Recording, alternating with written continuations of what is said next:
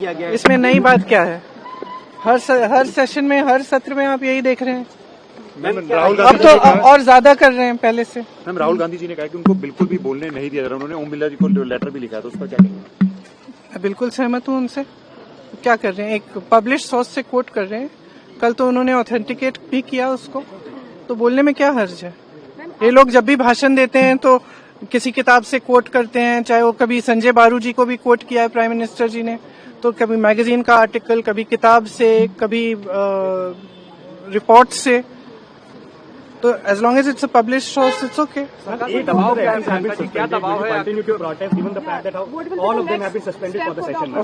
Of course, because please understand, this is not just a case of the leader of the opposition not being allowed to speak.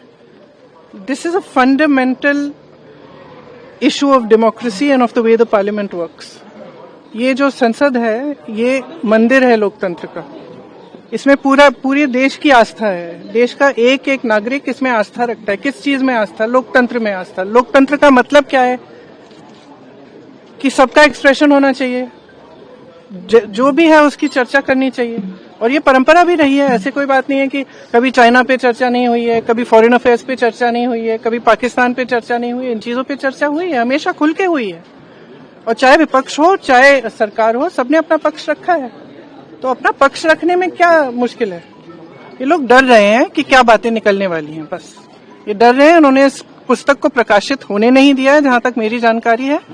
इस पुस्तक में ऐसी चीजें लिखी हैं जो दिखाती हैं कि प्रधानमंत्री जी का क्राइसिस के समय, जब चीन की सेना हमारे बॉर्डर पे थी, क्राइसिस के समय हमारी जो टॉप लीडरशिप है, हमारे प्रधानमंत्री जी, हमारे गृह मंत्री जी, हमारे रक्षा मंत्री जी का क्या रिएक्शन रहा, उन्होंने क्या कहा, क्या नहीं किया और कैसे किया।